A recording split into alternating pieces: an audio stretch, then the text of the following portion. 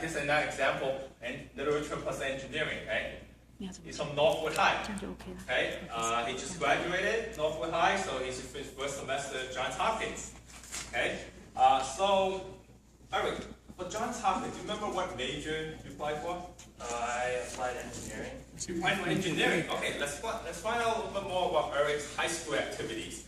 Okay, since you applied for engineering, did you participate in like science Olympiad or Intel competition? Not Intel, but like I was in a math Olympiad. You were in math Olympiad. Okay, so what kind of award did you get? Actually, nothing. I thought it was really hard. You mean not the gold medal?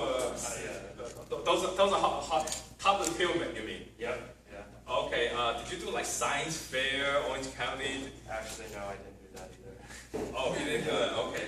So basically, you fall into that category of not getting like big awards, basically. Yeah. Okay.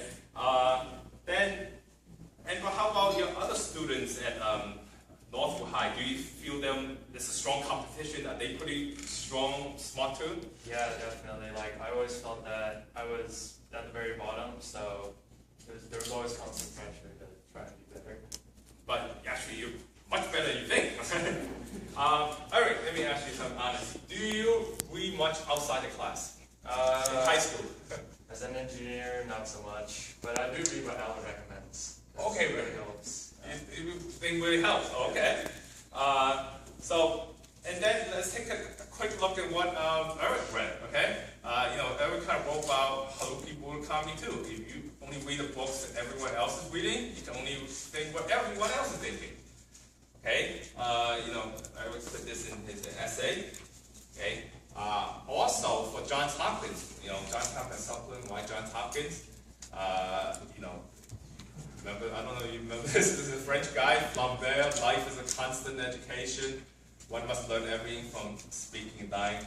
Again, we're trying to add literature and engineering and science. So you could increase your chance, right? Like as perspective engineer, my source of ideas actually come from the literary world. Eric 现在都忘记了哈。 Yeah. Okay, now let's go into the detail. Eric,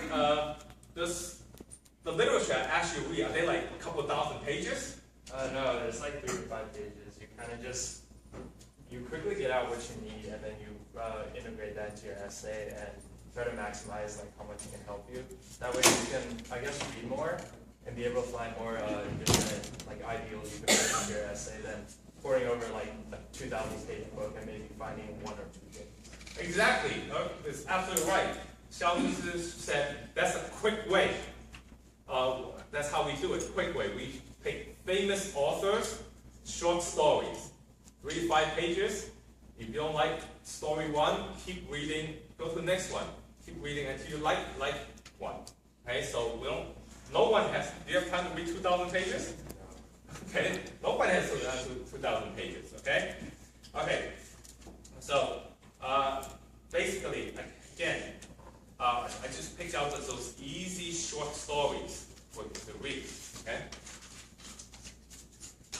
So Eric, how does Mr. Yang help you during the process? Oh yeah, 除了教你偷懒读、偷懒写之外 So as an engineer, like even through high school, like humanities was, with the exception of like history, English was basically the class I hated the most, and it was always the class I struggled with the most in, like B plus A minus all the time.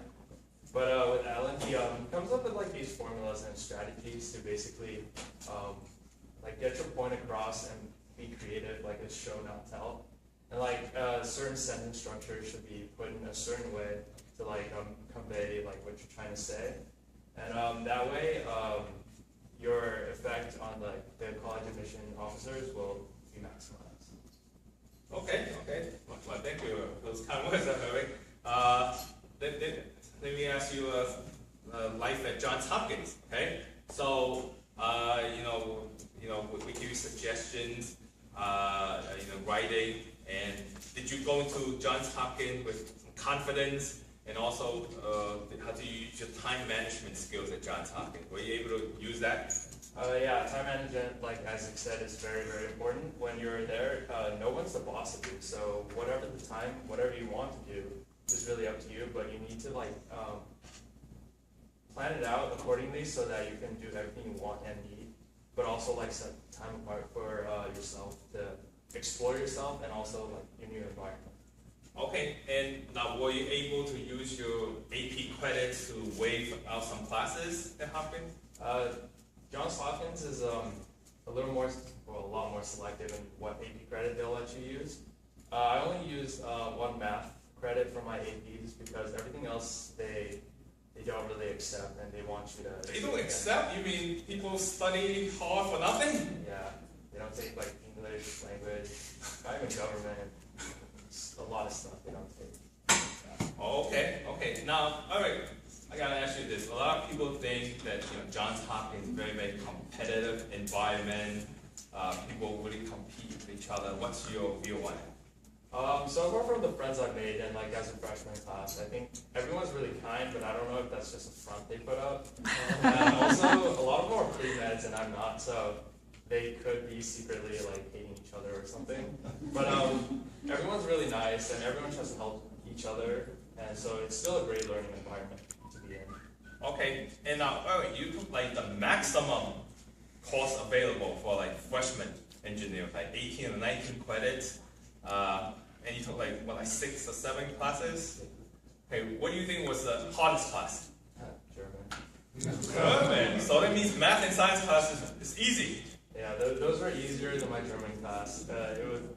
Language is really hard there, as well as German is. So. What would you say is the easiest class? For me, the courses I took was physics. So. Easiest is physics? For me, yes. Oh, wow. Okay. And lastly, do you have any advice for the college, the high school juniors, the seniors who's going to college or applying to college soon? So definitely with the, I guess, little time left, if you're a junior, if you can find something that's pretty colorful on your resume to put down. Like when I applied, my whole application was really colorful. It wasn't in a specific area. It was like all over the place. So if you have time to, I guess, do anything that's interesting to the college admission, definitely go out for that. If you're a senior, definitely prepare with like Alan, like before the summer. He'll give you a lot of prompts, if not like all the college prompts. So yeah, you write down all these essays and you have plenty of time to edit. Okay, thank you. All right, let's give him a big round of applause.